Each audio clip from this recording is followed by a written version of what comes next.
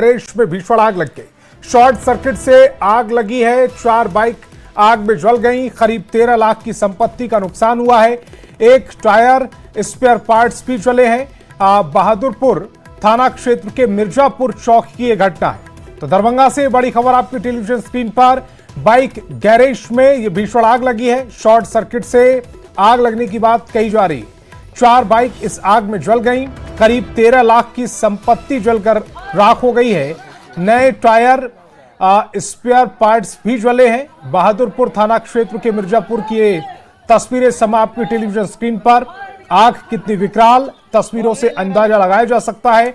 और दूसरी तस्वीर में जो नुकसान हुआ है, जो बाइक जल गई इस पूरे अग्निकांड में, उसकी तस्वीरें दूसरी फ्रेम में आप देख पा रहे हैं। रूम वाले ने फोन किया कि गाड़ी दुकान में आग लगी हुई है। मैंने आया, शटर ऑन किया, मीटर में आग लगा हुआ था। मीटर में आग लग करके साइड पे गिरा हुआ था, ठीक है। उसके बाद बुझाने की कोशिश करने का पूरा गाड़ी में आग धर लिया। गाड़ी 5 था और पार्ट स्पेयर कम से कम 12-13 लाख का था। ब्राम ब्राम की आवाज़ हो रहा था। जब हम लोग बाहर निकले तो कुछ लोग बाहर में खड़े थे, बोले कि आपको घर में जो दुकान है बगल में जिसको दिए उसमें आग लगा हुआ है कि देखिए। और नवादा से बड़ी खबर है। दमनदीप में विवाहिता की हत्या, प्रेमी ने विवाहिता की हत्या की है। लाश को ट्रॉली बैग में बंद कर फरार हुए। रोह थाने के सियूर गांव की रहने वाली थी विवाहिता। गांव के ही ऋषभ के साथ भागकर शादी की थी। दमन पुलिस ने रोह पुलिस को जानकारी दी है। परिजन दमन के लिए रवाना हुए हैं। हत्या के बाद पूरे इलाके में हड़कंप मचा हुआ है। नवादा से बड़ी खबर, दमनदीप में विवाहिता की हत्या कर दी गई। दूसरी तस्वीर में उस महिला की तस्वीर भी आप देख रहे हैं। प्रेमी ने विवाहिता की हत्या की है। लाश को ट्रॉली बैग में बंद कर वो फरार हुआ है। रोह थाने के सियूर गांव की रहने वाली थी ये विवाहिता। गांव के ही ऋषभ के साथ भागकर इसने शादी की थी। दमन पुलिस ने रोह पुलिस को इस बात की जानकारी दी। परिजन दमन के लिए रवाना हो चुके हैं। हत्या के बाद पूरे इलाके में हड़कंप मचा हुआ है।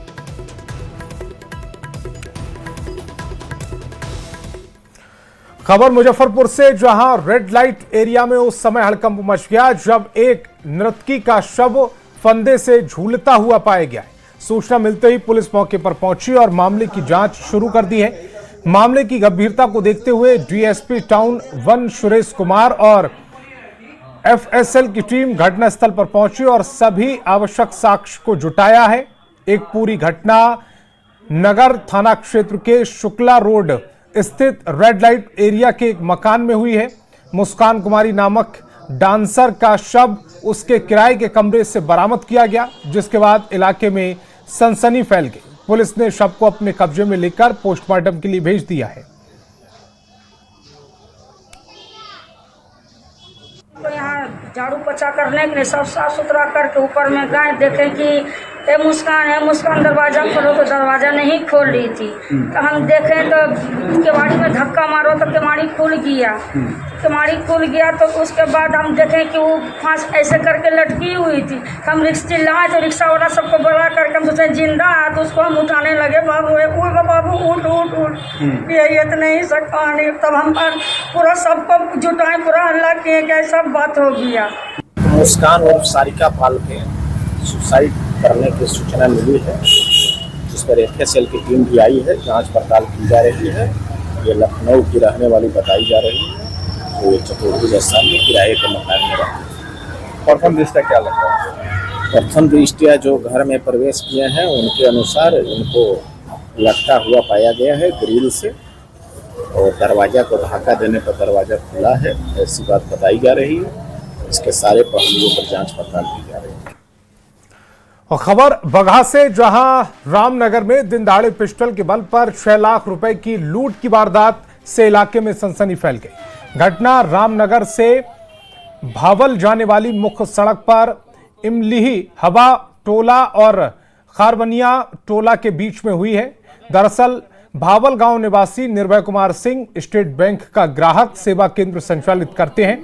निर्भय स्टेट बैंक से करीब 6 लाख रुपए निकालकर अपने घर लौट रहे थे। इसी दौरान पहले से घात लगाए बैठे हथियारबंद बदमाशों ने उनका रास्ता रोका और पिस्टल दिखाकर जान से मारने की धमकी देते हुए उनके पास मौजूद 6 लाख रुपए लूटकर फरार हो गए।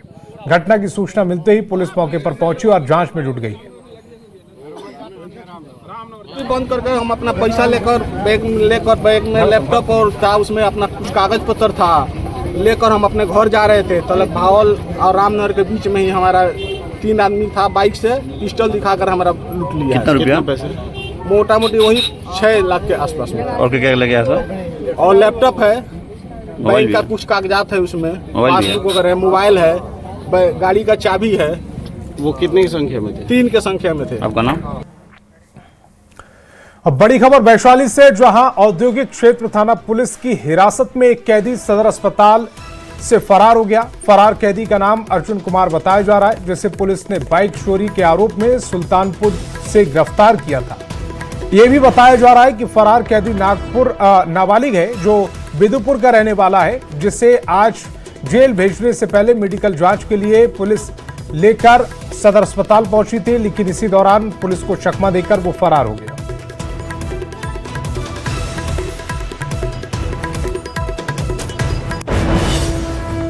और नवगछिया से बड़ी खबर है, बिहार एसटीएफ की यह बड़ी कार्रवाई। मिनी गन फैक्ट्री का उद्भेदन हुआ है।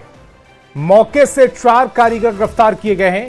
11 देसी पिस्टल, 2 कारतूस बरामद किए गए। अर्धनिर्मित पिस्टल और मैगजीन भी बरामद की गई। हथियार बनाने के उपकरण भी जब्त कर लिए गए। तो नवगछिया से यह बड़ी खबर है, बिहार एसटीएफ की यह बड़ी कार्रवाई।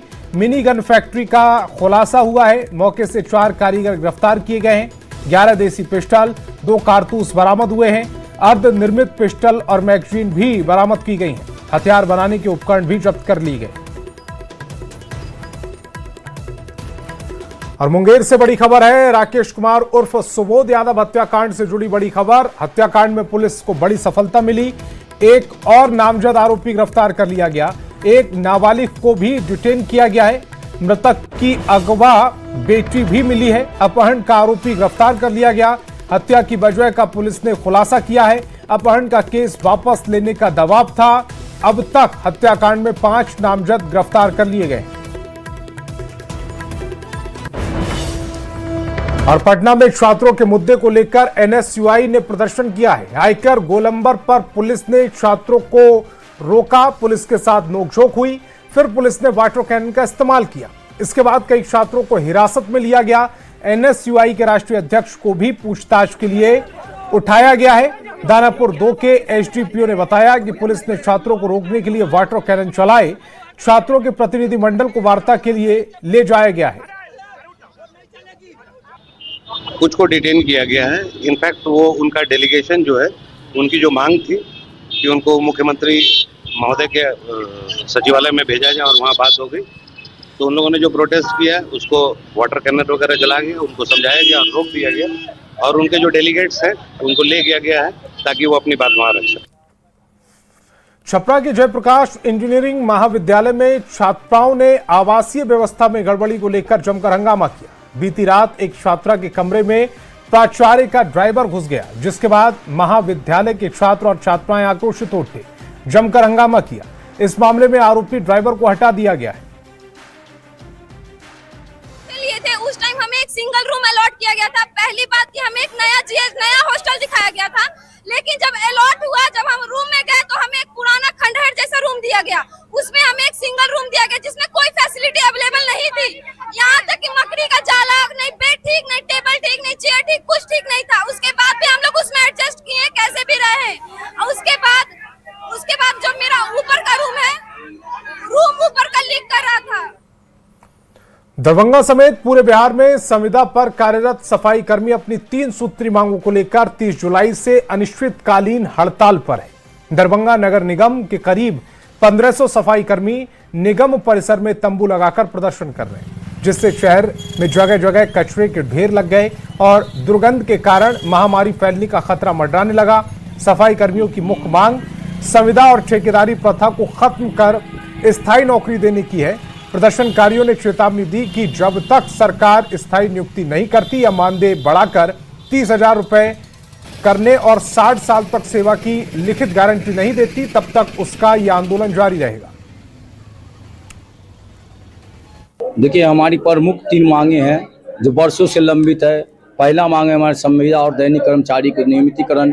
दूसरी मांग है जो सरकार आउटसोर्सिंग से काम कराना चाहिए, इसका पुरजोर हम लोग विरोध कर रहे हैं।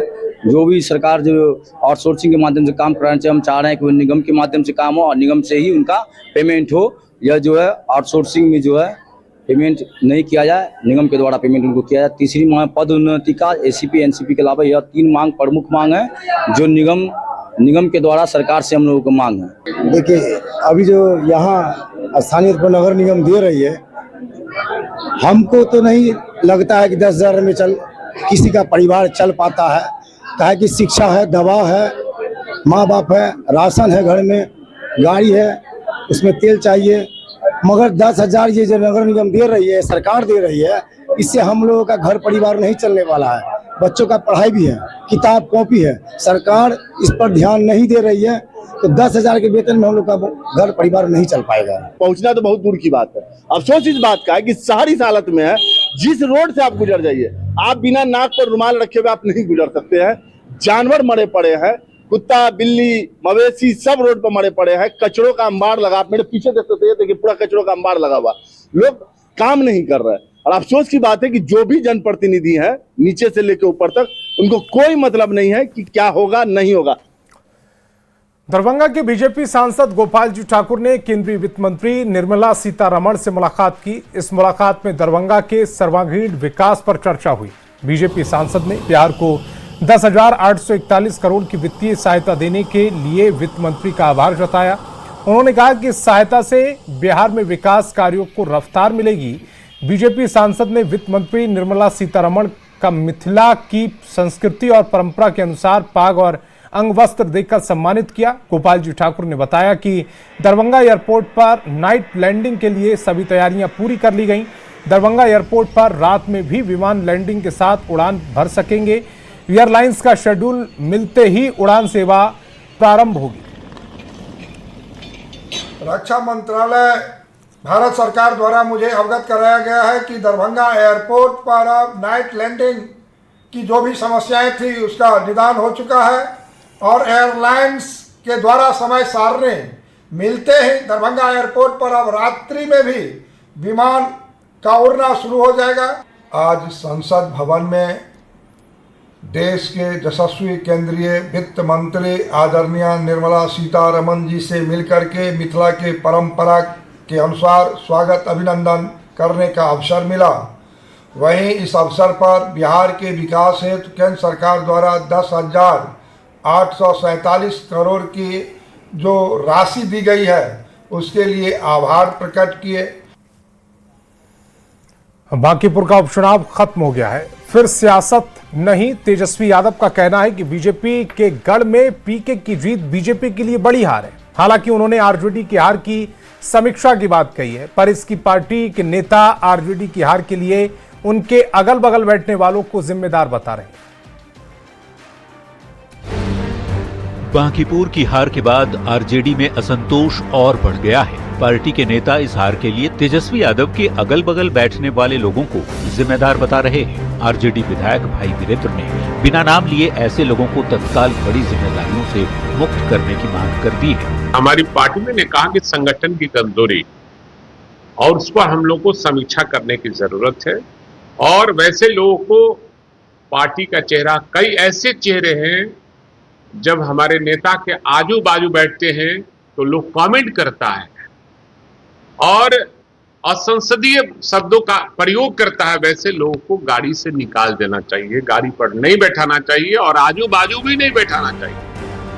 बांकीपुर की हार से आरजेडी के नेता और कार्यकर्ताओं में हताशा है। संगठन की मजबूती पर सवाल उठाए जा रहे हैं, पर तेजस्वी यादव का कहना है कि ये हार आरजेडी की नहीं बल्कि बीजेपी की है। और ये पहले बीजेपी के मुख्यमंत्री हैं और इनके 100 दिन के अंदर 150 दिन के अंदर भाजपा 2 बड़े चुनाव हारती है, एक एमएलसी का, एक एमएलए का। तो इसमें सम्राट चौधरी जी पूरी तरीके से फेल हो चुके हैं लोगों का विश्वास उन पर, बीजेपी सरकार पर नहीं है। बिहार में सालों तक सत्ता में रहने वाली पार्टी बिहार विधानसभा में मुख्य विपक्षी दल एक नई पार्टी की एंट्री के बाद अपने उम्मीदवार की जमानत जब्त होने से नहीं बचा पाए। ये आरजेडी के लिए चिंता की बात होनी चाहिए। तेजस्वी यादव हार की समीक्षा की बात कर रहे हैं, पर उन्हीं की पार्टी के नेता घर में भेदी होने का आरोप लगा रहे हैं, और ये आरोप न तो पहली बार लगा है, न ही किसी एक नेता ने लगाया है।